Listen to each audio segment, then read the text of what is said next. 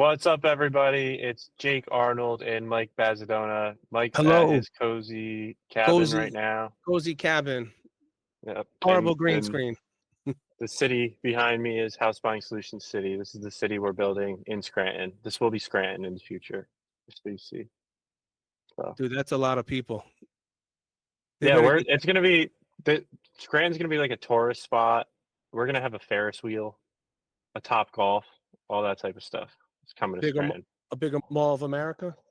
We're going to have no mall. We're just going to have Amazon distribution plants, and drone shipping is going to be allowed. So you're going to order something on a kiosk and drone will come to you in the marketplace in Scranton. Yeah. But first they need to fix the roads because right now it's like a third world country. I feel like I was in Dominican Republic last year, and when I drive down Main Street in Scranton, it's like Dominican Republic. Like the roads are like, I feel like I'm going to fall into a coal mine. You know? And that's Lackawanna County. Same thing in Luzerne County also. I think it's all Pennsylvania. The roads are really old. So they take the toll money, and that's supposed to fix our roads. But we have the highest gas tax in the country in Pennsylvania. Yes, for the roads. That's for the roads. Yeah. Yep. Like our gas it's California. I think it's like 70-something cents a gallon we pay for roads. Is it second or is it first? Yes, it's second to California. Second. California, though, was only a few cents more. California, you're not even allowed to have a combustion engine by 2030. That's 5 more years. I guess we'll be number one at that point. We will be number one. I don't get it why I have potholes on my road. Yeah, and we had there was like a bridge that collapsed in Pittsburgh. Anyway, so what are we going to talk about today? So we're still trying to figure out exactly what the intention of this podcast will be. We're going to be doing interviews with people. We're going to be talking all things real estate, all things business, local, national, a little bit of everything. What do you think, Mike? Yeah, it's definitely real estate and business owners. I'll talk to anybody, to be honest with you, if there's something we're interested in. But me and Jake right now, might as well give him a little what we do. I'm all in real estate. Jake is pretty much all in real estate. Am I correct on your side? Yeah, I'm 100% all in. All my chips are in real estate. Yeah. So I started off wholesaling. I did fix and flips. Now I do new construction, modular housing. And Jake, you're doing flips now yourself. Yeah, we're doing, I went from wholesaling a lot and buy and hold to a lot of flipping and virtually no buy and hold this year. Pennsylvania passed new regulations.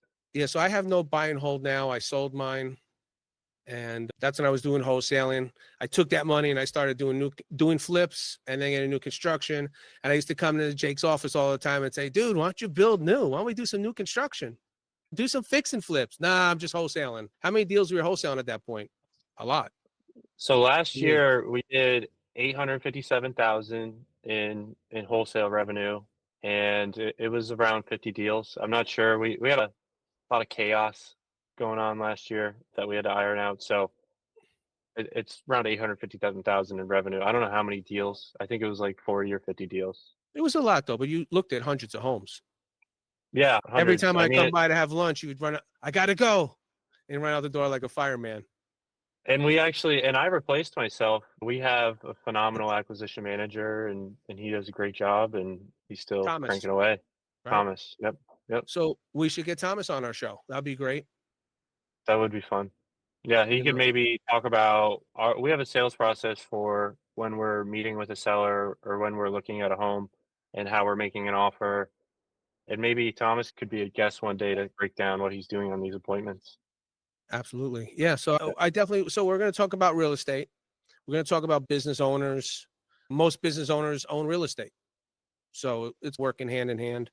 I've owned a few businesses over the year, from delis, had a bar, had a nightclub. I've done a lot. We'll get into that another time. So tell me about the houses you're building right now. So tell me about the one that you're. So now we're waiting. I'm waiting on, we picked up a development in Pike County, 230 acres, 50 lots. The first layer of roads are already in. All the electric is ran to each lot, retention ponds. And now I'm just waiting for one more permit. They said I was supposed to get in March, and now it's late spring, early summer. And we're doing all custom modular houses, 3,000 square feet and up. Right now we have about a half dozen homes now we're in the process of building. I'm doing one that's 3,700 square feet up in Mount Cobb, and we'll be placing that on the foundation, I think, within 60 days. Once it's on the foundation, so a modular housing, we could do a complete, take the lot, do the site work, foundation, septic well, put the house down, and have it ready for sale within 4 months, which is crazy. So why, Mike, tell me, why do you think modular housing is superior to stick build? You know, for the last 100 years, 200 years, 300 years, we've taken logs out of the woods, milled them down to boards, and then built them, you know, where it's at, right? So But those, the modular is completely different. So can you, yeah, so why is that superior? it's still real wood, right? It's still Yeah. your Pella windows. It's still a lot of stuff, but everything's it's just a factory line. So when that 3,700 square foot house took about 8 days to build of In a real work factory. in a factory. They do the plumbing, all the drywall, tiling, the flooring. Basically, like I said, between 70 and 90% of the house is complete. Any site work would be porches, decks, overhangs. We have to finish the siding. We have to finish the roofing, but that all comes in the price. They buy wood. They're not buying for one house. They're buying for 1,000 homes. So they get a discount price. So they're buying bulk materials. Bulk, beyond bulk. I don't even know. That bulk is really bulk. You know, they have the warehouse is bigger than the mall over here of just wood, windows. They build We're their going to own build cabinets. 1,000 houses this year, and we're going to buy all the lumber in December. Yeah, and it's all controlled. So it's weather controlled. It's 70 degrees in this warehouse all the time where they're building the house. My wood never hits, rain doesn't rain on it. The weather, because it's snowing today, doesn't mean the guys can't come to the job site and work, right? So a lot of these stick builders, they come, they start building, it's going to rain for the next 4 or 5 days. It's raining on your house. It's raining inside. That's not really good for it. Yeah. I don't have that problem there, especially with inspections. So you got to, once I frame the house, weather complying, then I have to put the plumbing, the electric, and every time I go through a step, I have to call the city and say, hey, Mr. Inspector, can you come check my plumbing? I got to wait. He'll say, oh, Mike, it'll take 2 weeks. It means a month, right? He don't like something, could take longer. I don't have that problem because it's all inspected by a third party in the factory.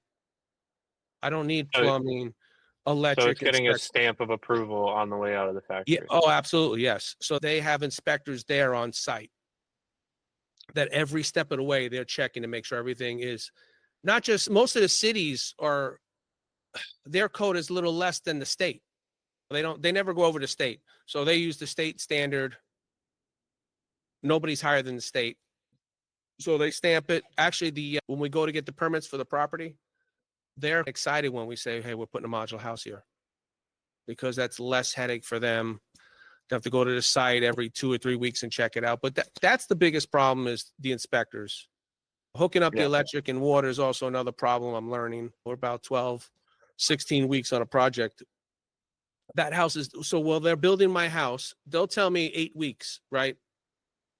By the time that, the engineers, they do everything, but the process of building it only takes 5 to 8 days. But they say I remember 8 weeks. Like, when I was a teenager, I used to frame, and it was in New Hampshire.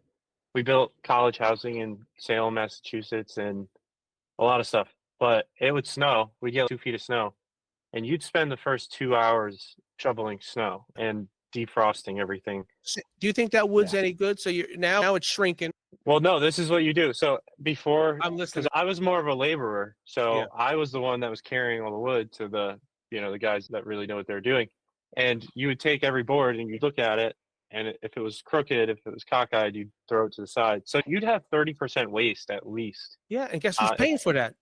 The contractor. I mean, it depends on the bid. It depends on what you have negotiated. But he's going to charge his customer also. Yeah. If he underbid it and he gets a bunch of shitty wood, he's screwed. But that's the thing, as a contractor, going into the winter, like, you don't really know. Like, you can be delayed. You could have a bad snowstorm. I don't know. There's a lot of things. Contractors work on 5% margins. Like, they're not, especially large ones. Like, guys doing $50 million, $100 million a year, they're making like 5% margins. So one big slip and they're screwed.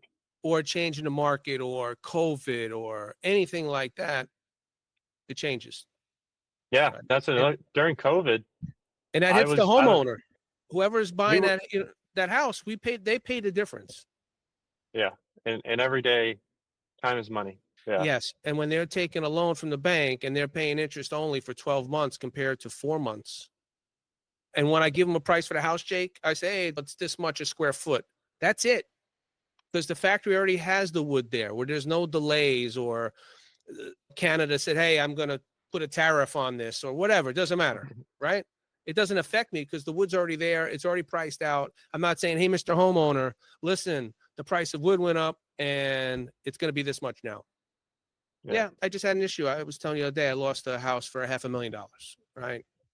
We bid on it. They said, oh, I got a stick builder who's going to build it. Now they reached out to us today to tell us we might be interested in you. And they were 30,000 less, somewhere around that. They told them it could take up to 16 months to build this house. That's a long time. Yeah. When your cash conversion cycle, so one of the things that was a big difference for me from going to wholesaling to flipping was the longer cash conversion cycle. So if I'm Yes. wholesaling, I might do a round of marketing in February, and then I'm getting contracts in February into March, and then I have those sold in 30 days. They're closing, so they're closing March, April. So we have a 1 to 2 month cash conversion cycle. Now, when we go to flipping, it's more like a 3 to 9 month cash conversion cycle. And then when you go into new construction, it's even longer than that. Maybe you could talk about like the cash conversion cycle for new construction and how, because the biggest thing is you're going 6 months, 9 months, not bringing in any money, and you're just Yeah. dumping money out. So that's why I like customers. So besides us building a spec house, we also had customers that I'm building for their house for first, and I'm getting paid. I'm getting yes, draws from the bank. So I get paid. So I'm not out any money. My spec houses, yes, I'm out money, but I hate to say numbers. So yeah, you don't even have to say a numbers. I house would I'm just doing say, now, I'm making a good amount of money. A good amount of money on a spec house I just sold. Let's say I made 250, 300,000 on this house.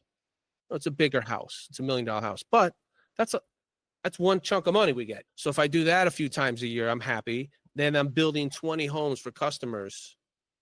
The customers so I know I'm you're, getting paid. I don't make as uh, much as I do on a spec house. When I build a house and just sell it, it's a little bit different. A customer usually gets a better rate. so you're filling your cash conversion cycle with some of these other jobs for Yes, with customers. customers. You're Yes, building to suit basically for yes, customers. yes. But then And I that have and that helps you eat while they're happening.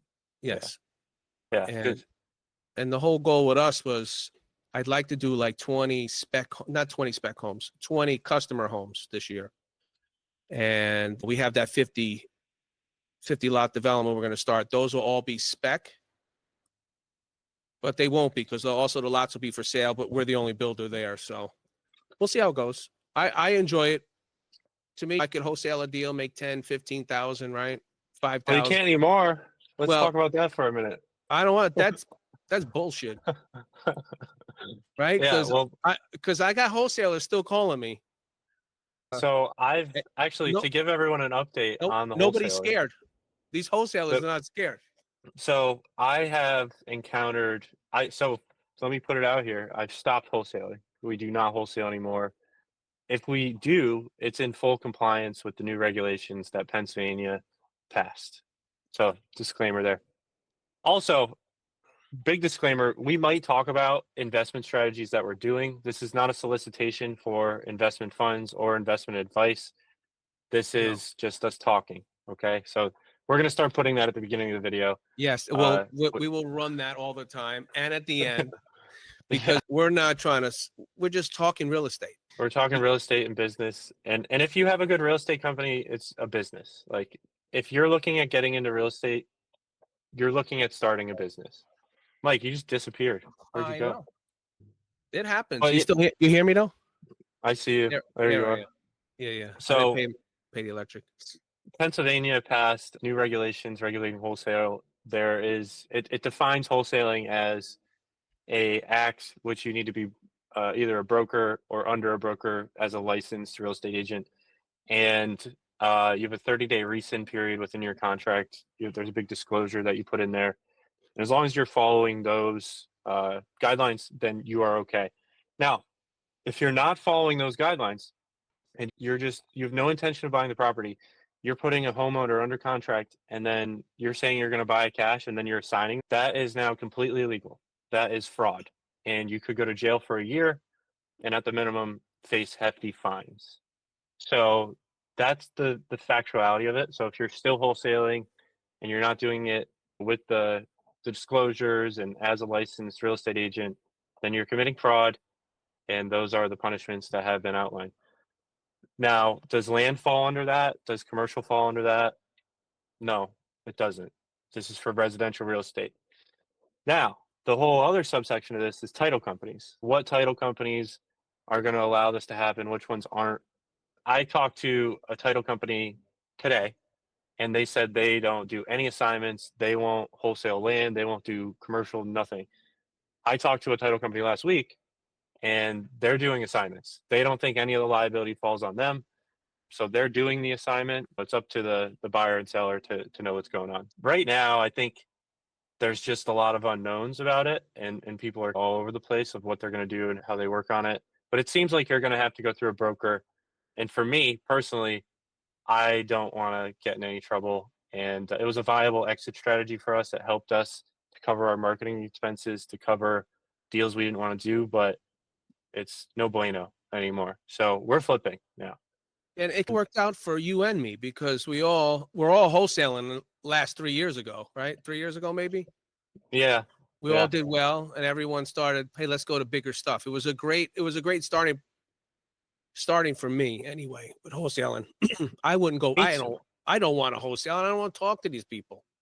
No, you know? Honestly, you make a great point there, Mike. Like, the goal is to get out of wholesaling. Like, I know people that do a lot. They make a lot of money wholesaling, but man, you're not even doing real estate. You're just like, you have a sales business kind of. And I like, when you go from wholesaling a deal to actually flipping it, you learn so much more. Your margins are going to be a lot bigger if you do it. And you have to actually know real estate. You have to actually provide value to your community and things like that. So I think it's way better.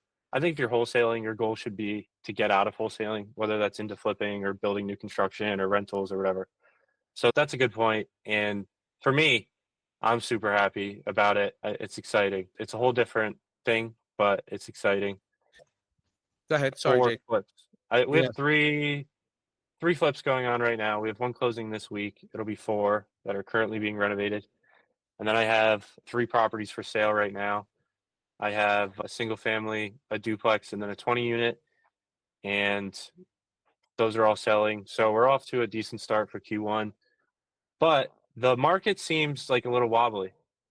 That was something I was going to ask you, Mike. When you have those longer term cash conversion cycles and you're building, like, you're just like throwing a bunch of money out there. You're like, I think the market's going to be in good shape. I think we're going to have buyers that are going to want this property, but you don't know until it's done, right? No, I don't know. So it's scary. It's like flipping, but listen, we do our due diligence though, because before I buy property, first of all, I don't buy, I'm not going to build a new home and on left and right of me is no good. So I buy better property, nicer neighborhoods. I figure out what homes I'm going to put there. I know the price range, and then I go get it appraised. So I have an appraiser. It costs about $800, and he gives me appraisal on all. I give him like 3 houses, and he says, "Hey, Mike, I think this house will work better here. This has 2-car garage. This has a 3-car. You don't need 3,500 square feet here. Sell this one at 2,500 square feet." I go by that, and once I like that, we're 4 months and that house is done. You know what I mean? So the market might change a little bit, but I have an idea. Yeah, it's scary. I felt like it was a little tougher this year to sell stuff. And I just saw something on Facebook or something that said only 74% of agents closed a deal last year. Is that closed one deal? Yeah. Only closed. They only closed one deal. So 74% of agents didn't close one deal. Yeah, that's right. Didn't close one anything. deal. Yeah. That's horrible. Those are That's all bad. those people that jumped on the bandwagon when COVID happened, and you just Yeah. stuck a sign down, and it didn't matter what you did before you even put the sign in. They're like, "Yo, I'll take it. You know what? I'll give you 50,000 more." And that's when I was wholesaling, so it was all right to me. You know what I mean? I'm like, I it's crazy. Yeah, a lot of people are gone. A lot of people, They're they kind gone. of They disperse. have their license. Now they can't sell because they don't know how to market. They don't understand real estate. They don't know cap rates. They don't know anything. They don't Yeah, even know what a roof costs. there was like 2 million agents last I checked, 1.5 to 2 million agents, which Yeah. that's a lot. That's a lot Yeah. of agents. Yeah, and I think I just bought it. I love agents because we sell all our houses. You sell your houses through agents, right? All through agents, yes, because I am not dealing with anybody anymore. They're worth the money. If they're going to sit Yeah, there and show it and market it and what, pay them. yeah, You know, I've learned my lesson not to use them. I yeah, try to, people are like, oh, you're giving them 6%, 4%. It doesn't matter. It depends on how much I'm selling the house for. If I'm selling 500,000 or more, don't ask for 6%. Ain't happening. yeah. But the same thing with their, what are you going to give the buyer agent, the seller agent? No, just here, I'll give you 4 to 6%. You divvy it up. I don't care. I don't play that game. I'm only going to pay my agent. My house will never sell. Yeah. So I No, pay everybody. It is what it is. My son wanted to go cheap on a crappy flip we were doing. Dad, why are we going to pay the agent? Like, Mike, it's going to be like maybe $10,000. I don't even know what it's going to be, right? He's, no, we'll do it ourselves. So I said, okay, I'll let him learn. I know it's not going to happen. And this house is garbage to begin with. And now we're going to meet customers. It takes me an hour to drive there. And then they don't show up. Who wants it? I wouldn't want to be a real estate agent. No, no. They do earn their money, but I want a seasoned agent. I don't want Yes. somebody new. I want someone that has rental properties, maybe someone that's done a flip. I want somebody in the game as an investor. So that's what I look for for a real estate agent. I'm not taking my brother-in-law because he just got his license, or my No, son's friend because he got his license. That's not helping me because I have no. money in there and I'm paying interest on that money, or I need it for the next deal. Let's go. Yeah, you don't know how many times I've been to an appointment with somebody and they're like, "Yeah, my cousin's a real estate agent. If you don't buy it, I'll have her list it on the MLS or something." And that's the last thing you want to do. Just like Yes. every other career, you want an experienced person that has blood, sweat, and tears learning their craft because it's a craft, just like everybody else. Like agents get good at certain Yes. things. And they start having a rapport. They know investors. It's a whole, that's a, You need experience. You need a good, experienced agent. yeah. And how do you find that? I guess would be the next thing is so right now I'm working with all agents and to sell my stuff, even before I buy it, I'm talking to agents and I'm like, hey, what do you think we could sell this to before we even buy it? And I'm relying on them heavily, but they're all good. They all own rental properties. They all have flipped themselves and they've been in the business for years. So I think when you're looking for an agent, going to in-person meetups is a big one. What would you say about that? Going in person, meeting with someone in person. Yes. And I would say, That's good. Meetups are yeah, good because that means they're hustling. You know, they're trying to create business yeah. and They're my probably main, a little bit newer if they're yeah, at the meetups. yes, which is fine. But we have older ones. You've been to I've been to the same meetups Yeah, as, you know, so I have yeah. some seasoned realtors. But what was I going to say? Oh, I also look for in a realtor, I want a full-time realtor, Oh, yeah. That's right? So essential. that's a big pet peeve of me. Guys, you can't do real estate part-time. Let me just break that to you. Yeah, say, hey, listen, I work at Amazon during the day. I'm doing some deliveries, but anytime after 5, click. I ain't No, not going to talk to you. I don't want you. no. You know, that's Yeah. just me. Not that saying that they're bad. That's great. But full time is what I need I'll say it. I'll because I'm in say it. full. Any part-time agent Yes, is trash. Okay? Like, they're no, you they're go one of the full-time. they're one of those 71% that didn't sell a house Yeah. last year. That's what happens is you're a server or maybe you have this other job and it's not too demanding. So you're like, oh, I'll get my license and I'll do it part-time. Yeah. You cannot be a successful how are you going to get successful in a career where you can make millions of dollars if you're doing it part-time? Yeah, you're hurting me, the seller, if you're representing me when you can't show my property 24/7. That's how I look at it. I'm Yeah. sell my And damn there's house. certain ones, I know agents that do high volume, that do open houses on certain days, and they Yeah. don't really show up before that. And First of there's all, different. let me tell you something. People aren't even going to open houses.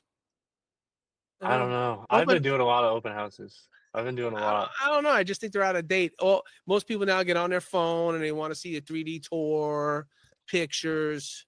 I When you do. go to an open house and there's 50 other people there, I'm telling you, your offer is going to be So strong. let me tell you Like, something. This is what I did when I wholesaled for anybody looking to get into that if they have a broker. But I used to do open houses with my wholesales.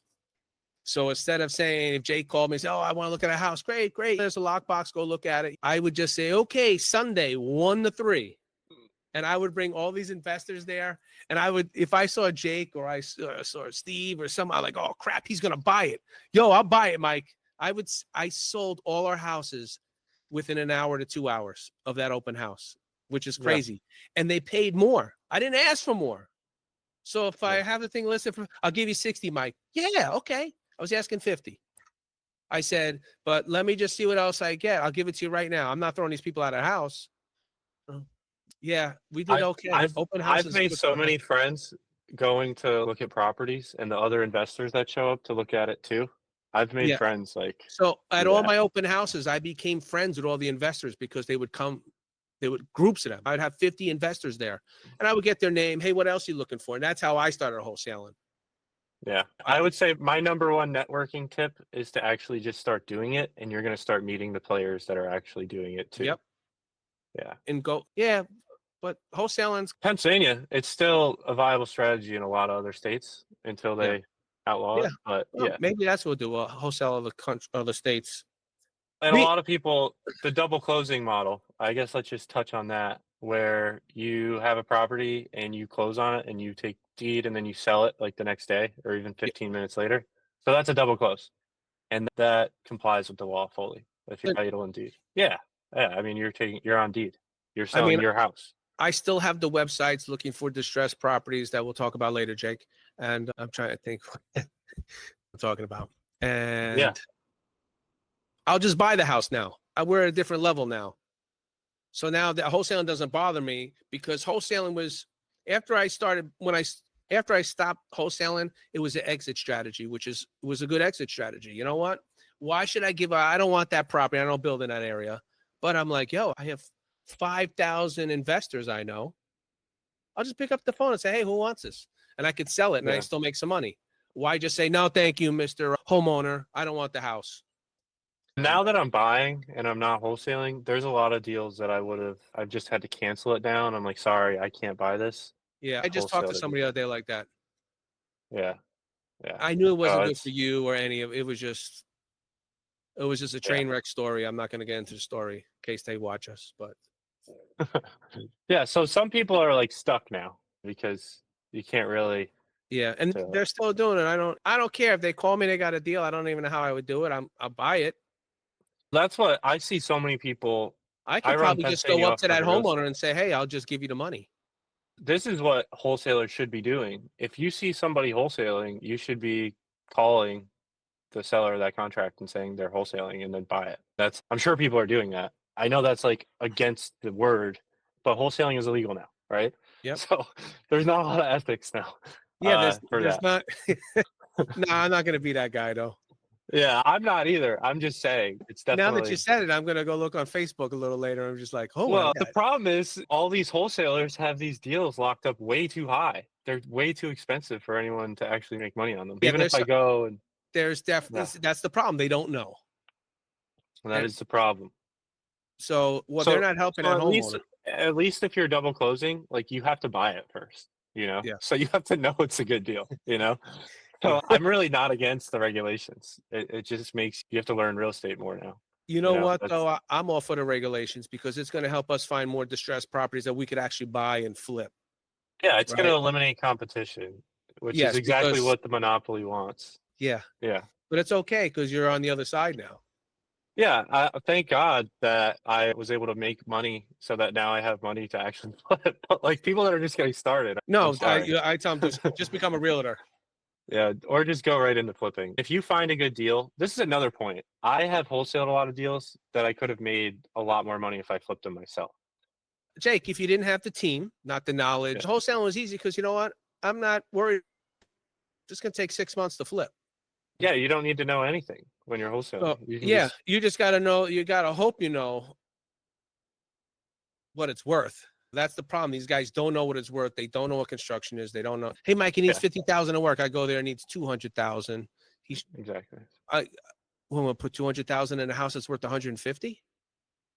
Yeah. You know, so wholesalers, do some flips, spend your money that way. Hey, listen, you guys got any good deals? Reach out to me and Jake. We'll flip them. Yeah, likewise. We'll JV with you. It's not I'm a wholesale deal. Yeah, I'm always looking to joint venture. And we're going to create a team like that too. So if there's anybody out there is interested, whether you want to do fix and flips, new construction, land development, whatever, we'll have it covered. Yeah. Yeah. I'm listening. We have a lot of different things planned. This is just an introduction into, hey, we're about to start doing something, but this is going to be a weekly podcast or interview format. And we're going to have one of the largest in-person events in Northeast PA and nationally at some point. And this is just an introduction for that. Yeah, I'm excited. Jake's a good guy. I'm a good guy. We're also going to start doing a meetup too, maybe a quarterly or. Yeah, probably a quarterly one or something. We got to figure it all out. Yeah, we're figuring it out. We just figured we'd come on today and talk and get this moving. If anyone's interested in being on our show, we'd love to talk with you. Whether we're looking for guests. You could be a newbie also. I don't mind a new person if you're new into it or. Yeah. Maybe. Yeah. Why not? Yeah. I like to talk to new people because I like to hear how they think. Yes. You know, and we can give them. We can give them some insight that actually everybody can learn from too.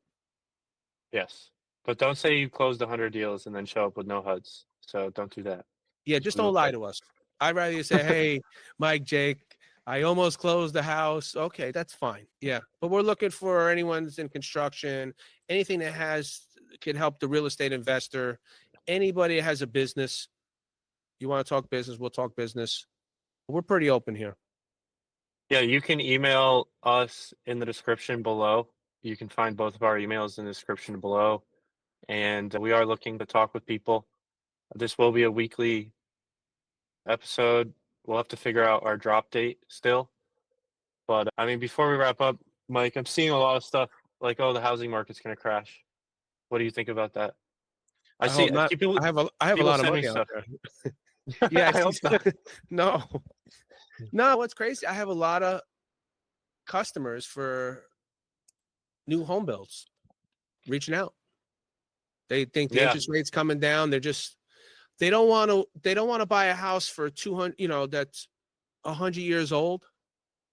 Mm-hmm. And they could pay, maybe they're paying a little bit more for the new house, but it doesn't matter. It's brand new. It's a new house. Yeah. That's right. I don't have 100 years worth of something's going to break.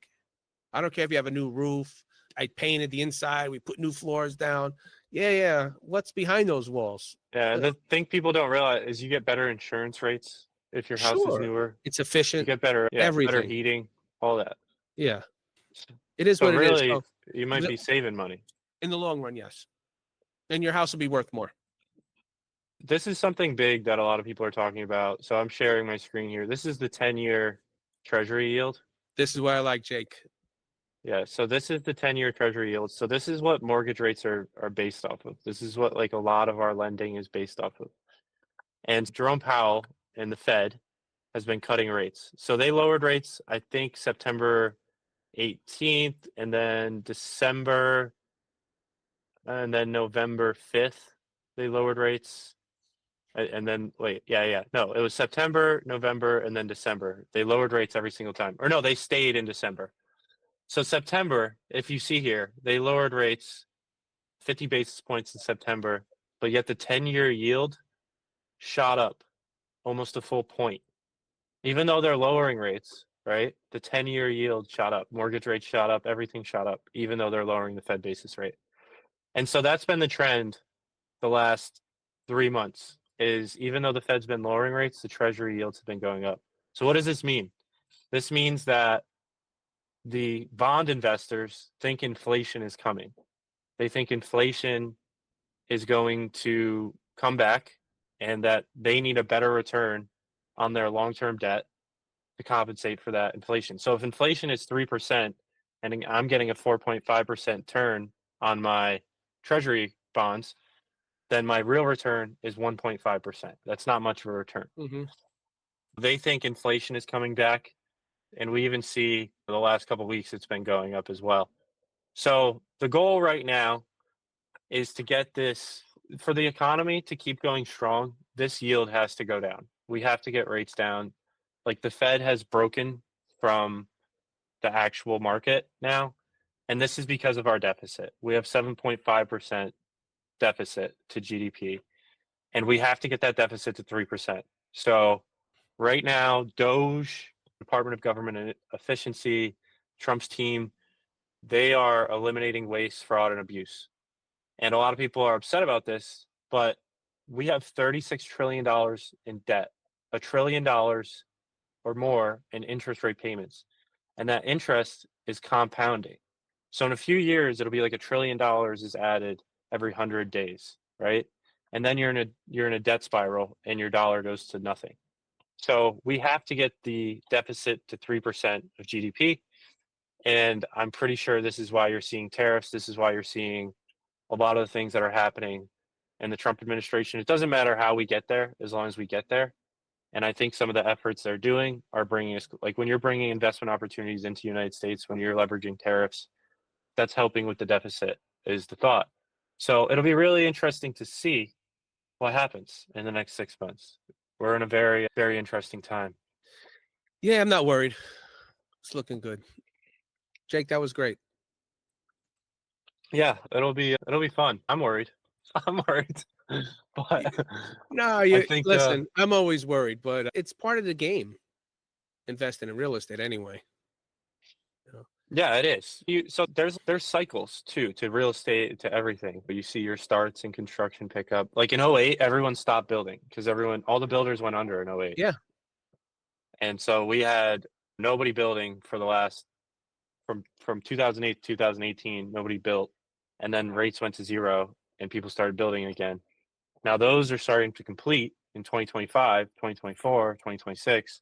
But rates are so high, everyone stopped building again.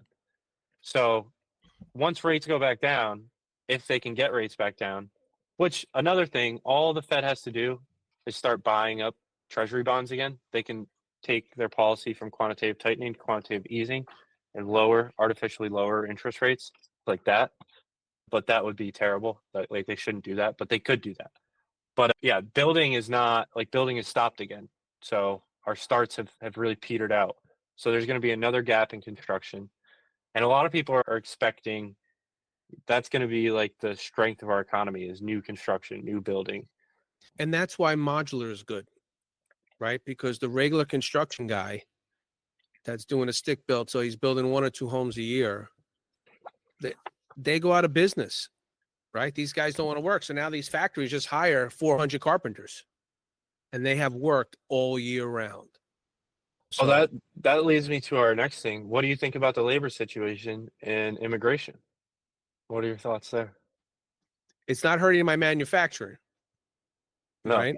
That it's not hurting them. But yes, roofers, siding guys, it'll get a little tough.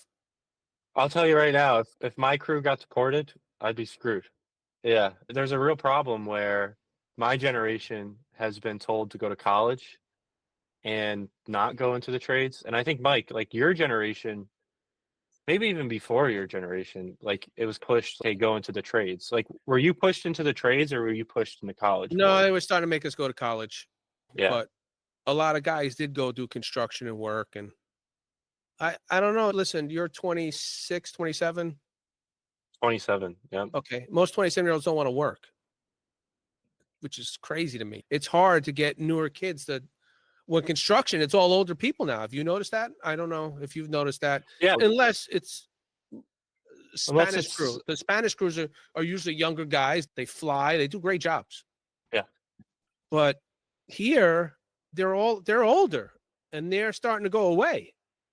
Yes, right? So, they're retiring. So that's their skill is great, and the new guy coming in is horrible.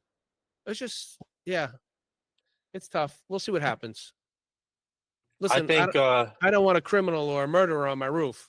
no, I'm not giving an opinion either way. I'm just Yeah, pointing out this is what's happening. but it But the does labor hurt me. thing And is I tell real. my guys, don't be scared. Yeah, Yeah.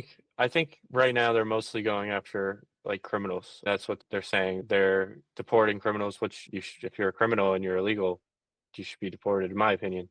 So Yeah, I don't even want to get into politics, but I I need have to them. drag you into politics, man. You I know, got to you drag did. you in. I like the, the thing about the interest rate. Don't bring me into the illegals. We got to get you in, man. You got to have an opinion. You want them low rates. No, Yeah. we need low rates in labor. That's what we Well, need. and that's why a lot of people are going to be going modular. It's faster time. There's no hiccups. I mean, there's hiccups and everything, but not like that guy that builds 2 houses a year, and that's great for that builder. He makes a lot of money for himself. I have a friend that flips 1 house a year. He makes $40,000-$50,000. He's happy. That's great, but it's not working for me. Yeah, and that's a great lifestyle business. If you want to flip 1 house, 2 houses a year, that's pretty easy. It is, and You- it is easy. Actually, I think it's just better off building new construction. So this is where Mike and I differ a little bit. So I agree with Mike that if you're looking at buying a house for $150 a square foot and it's early 1900s build and it's been renovated, you're better off buying a new house. I see a lot of prices of these old 1900s houses hitting the $150, $160 a square foot.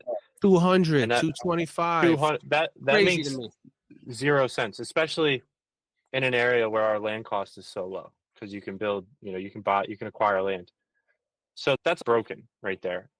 But our whole strategy is even with a renovated product, our price per square foot is still lower than what you could build at. We're delivering a good product, but it's really affordable. You're doing affordable housing for sure. Yeah, That house you took me to, where you ripped down the ceiling. Yeah, we ripped out everything in that place. And I'm just saying, when we were doing a video, you pulled it down and everything fell down. Yeah. But that's a nice house, great bones, good neighborhood, and then it's going to be affordable housing. It can be very affordable for somebody to move into. So that's nice. So that's my strategy. Mike's is on the finer end of things, and we have goals to do. Our goal this year is to do over $1 million in net profit, 1.2 million net profit. That's not revenue, that's net profit. And I think we're on track so far. Yeah. Stay tuned, guys. Hopefully we can provide value, and hopefully we can get some guests on here that will provide a lot of value. Mike just disappeared again, but it's the timer on my camera. I got to fix that. So this is our first episode, but so we're allowed to have this. Better. Yes, I'll have the background change with a real green screen, so you don't see my head. Oh, that's not your actual house? I thought that was your house. Oh, no, it's a hut I live in. Oh, okay. No, man, there's no leaves around here right now. You have any closing remarks? No, I'm not. I wasn't prepared today, but I would like people to please reach out to us if you want to be on the show. I'm thinking about also coming and doing I'll come see some of your projects. If you guys are close enough to me, I have no problem coming there and doing a little video footage and stuff like that. JVing with people. Me and Jake will be doing maybe a quarterly meetup, and then we're going to try to put a big show together. So that's really about it for me. We're going to put together the best show that you've ever been to. Mark my words. It's going to be really good. Yes. So more about that coming up, but that's it for me, Jake. All right. That's it for me too. We're going to come up with a name right now. It's just the Mike and Jake show. We'll figure it out. Help us. Yeah. When we launch this episode, we'll put a spot. We're looking for names. Help us. Yeah. But right now it's the Mike and Jake show. So we'll probably just keep that, but yeah. All right. I'm out, Jake. Thank you. Thank you, everybody. All right. I'll see you. Thank you, guys.